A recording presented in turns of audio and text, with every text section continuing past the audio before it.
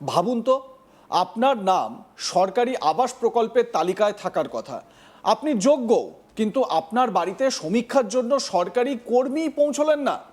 তাহলে কি শুধু এই কারণেই আপনি সরকারি সুবিধা থেকে বঞ্চিত হবেন?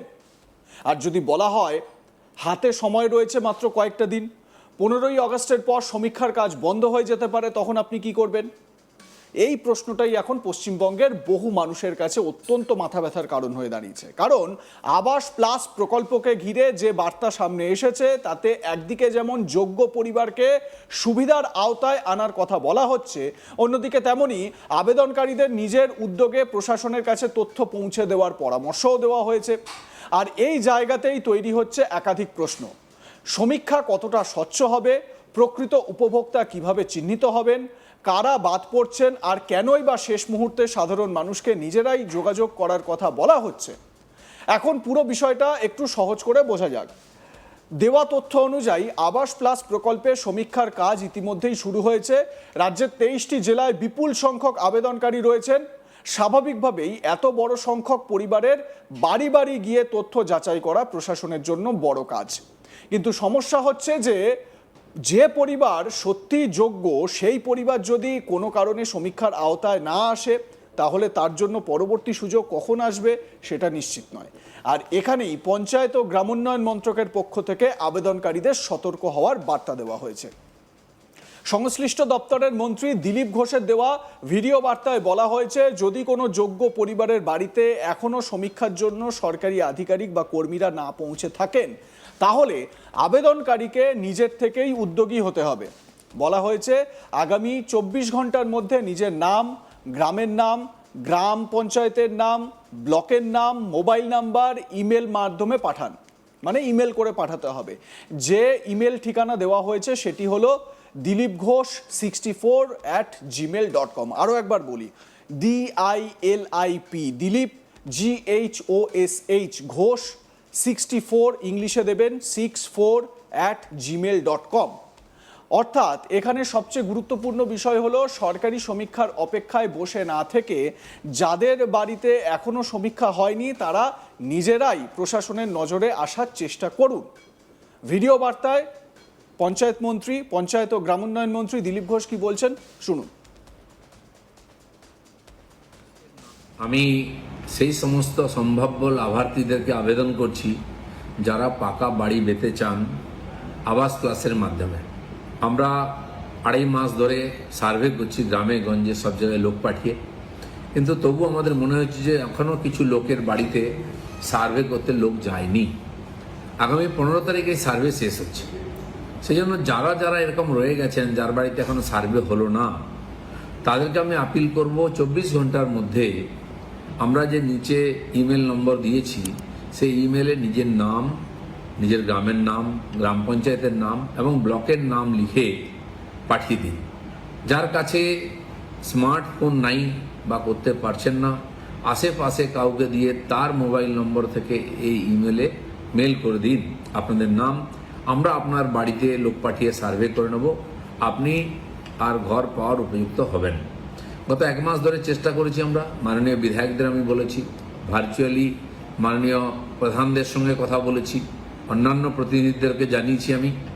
তারপরে আমাদের মনে হয়েছে হয়তো সব জায়গায় লোক পৌঁছতে পারেনি। তাই শেষবার আমি আপিল করছি, আপনারা নিজের থেকে চেষ্টা করে নিজের নাম পাঠান, নাম, গ্রামের নাম, ব্লকের নাম পাঠান, পঞ্চায়েতের নাম, আমরা খোঁজ করে নেব। কারণ কি, 15 তারিখ একবার সার্ভে শেষ হয়ে গেলে আবার কবে 5 বছর পরে হবে কি কবে সার্ভে হবে জানা নেই, ততদিন বহু মানুষ বঞ্চিত থেকে যাবেন। তাই পশ্চিমবঙ্গ সরকারের পঞ্চায়েত বিভাগ থেকে বিশেষভাবে আমরা চেষ্টা করছি, সেই যে চেষ্টা তাতে সফল হয় আপনাদের সহযোগিতা চাই।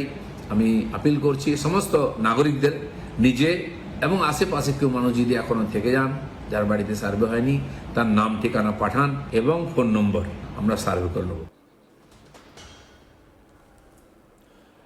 দেখুন, দিলীপ ঘোষ রাজ্যের মন্ত্রী, গুরুত্বপূর্ণ মন্ত্রী, তার এই ভিডিও বার্তা এবং সেখানে একটা সমাধান দেওয়ার যে চেষ্টা, এটা প্রশংসনীয়।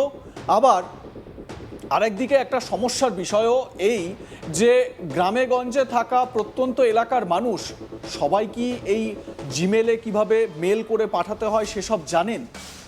তাদের কাছে তো হয়তো অনেক জায়গায়, অনেক প্রত্যন্ত এলাকায় সেই সমস্ত সংসাধন নেই। তারা কিভাবে করবেন এই কাজগুলো? এটা কোথাও না কোথাও একটা চিন্তার বিষয়। হয়তো দেখা যেতে পারে বাঁকুড়া, পুরুলিয়া বা জলপাইগুড়ির একেবারে প্রত্যন্ত কোনো জায়গায়, প্রত্যন্ত এলাকায় যোগ্য বাড়ি পাওয়ার লোক, মানে বাড়ি পাওয়ার যোগ্য আবাস প্লাসের তিনি একদম যোগ্য ব্যক্তি, কিন্তু তিনি বাড়িটা পেলেন না। তার কারণ তিনি তার বাড়িতে সার্ভের লোকেরা যাননি এবং তিনি নিজেও মেল করে এই সমস্ত কিছু ডকুমেন্ট পাঠাতে পারেননি বা তথ্য দিতে পারেননি। প্রথম বড় প্রশ্ন এখানেই, সাধারণ মানুষ কি সবাই জানেন কিভাবে ইমেল করতে হয়? গ্রামের একজন বয়স্ক মানুষ, একজন দিনমজুর, একজন কৃষক কিংবা এমন কোনো পরিবার যাদের হাতে স্মার্টফোন নেই, তারা কি করবেন? এই প্রশ্নের উত্তরও বার্তায় দেওয়ার চেষ্টা করা হয়েছে। বলা হয়েছে নিজে স্মার্টফোন না থাকলেও পরিবারের সদস্য, প্রতিবেশী কিংবা আশপাশের কারো মোবাইল থেকে ইমেল পাঠানো যেতে পারে। অর্থাৎ প্রযুক্তিগত সমস্যার কারণে যেন কেউ পিছিয়ে না পড়েন সেই কথাটাও গুরুত্ব দিয়ে বলা হয়েছে। আর এখানেই বিষয়টির একটা গুরুত্বপূর্ণ দিক রয়েছে। সরকারি প্রকল্পের সুবিধা পাওয়ার ক্ষেত্রে শুধু যোগ্য হওয়াই যথেষ্ট নয়, অনেক সময় প্রশাসনিক প্রক্রিয়ার প্রতিটি ধাপ ঠিকভাবে সম্পন্ন করাটাও জরুরি হয়ে যায়। এক্ষেত্রে অনেক উপভোক্তাই বা অনেক যোগ্য ব্যক্তি বা যোগ্য পরিবার তারা হয়তো এটাও বলবেন, বা অনেক মানুষ হয়তো এটাও বলবেন, আগের সরকারের সময় যে দুয়ারে সরকার ক্যাম্পগুলো করা হতো, পাড়া ভিত্তিক, এলাকা ভিত্তিক যে ক্যাম্পগুলো করা হতো সরকারের তরফ থেকে, বিভিন্ন প্রতিনিধিরা তারা সেখানে সার্ভে করার জন্য তারা পৌঁছে যেতেন এবং সেই ক্যাম্পে মানুষকে আসার জন্য আহ্বান জানানো হতো, সেইখানে সবাই যে যার ডেটা দিয়ে দিতেন। সেটা কি করা অনেক বেশি সুবিধাজনক হতো? আপনাদের মতামতে জানাবেন অবশ্যই। দেখুন, আপনার নাম তালিকায় আছে কিনা, আপনার বাড়িতে সমীক্ষা হয়েছে কিনা, তথ্য সঠিকভাবে নথিভুক্ত হয়েছে কিনা, এই প্রতিটি বিষয় ভবিষ্যতে গুরুত্বপূর্ণ হয়ে উঠতে পারে। তাই এই বার্তাকে শুধু রাজনৈতিক বক্তব্য হিসেবে দেখলে পুরো বিষয়টা বোঝা যাবে না। সাধারণ আবেদনকারীর দিক থেকে দেখলে এটি একটি বাস্তব সতর্কতা বার্তাও বা সতর্ক বার্তাও হতে পারে। আপনি যদি যোগ্য হন এবং আপনার বাড়িতে এখনো সমীক্ষা না হয়ে থাকে, তাহলে চুপ করে বসে থাকবেন না, কিন্তু একটু থামুন। এখানেই আসছে দ্বিতীয় গুরুত্বপূর্ণ প্রশ্ন, কেন 15ই আগস্ট? কেন এত তাড়াহুড়ো? দেওয়া বক্তব্য অনুযায়ী 15ই আগস্ট সমীক্ষার কাজ শেষ হওয়ার কথা, অর্থাৎ হাতে সময় খুব কম, দু একদিন আছে। এই সময়সীমা যদি বাস্তব প্রশাসনিক ডেডলাইন হয়, তাহলে আবেদনকারীদের জন্য প্রতিটি ঘন্টা গুরুত্বপূর্ণ, কারণ সমীক্ষা শেষ হয়ে গেলে পরবর্তী সুযোগ কবে আসবে তা নিশ্চিত নয়, এমনটাই সতর্ক করা হয়েছে।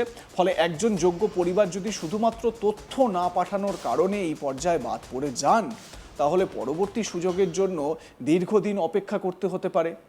এখানে একটা বিষয় পরিষ্কার করা দরকার, সমীক্ষা হয়ে যাওয়া মানেই যে সঙ্গে সঙ্গে বাড়ি পাওয়া যাবে এমন নয়, আবার নিজের নাম বা তথ্যই ইমেলে পাঠালেই যে নিশ্চিতভাবে আবাস প্রকল্পের সুবিধা পাওয়া যাবে তাও কিন্তু নয়।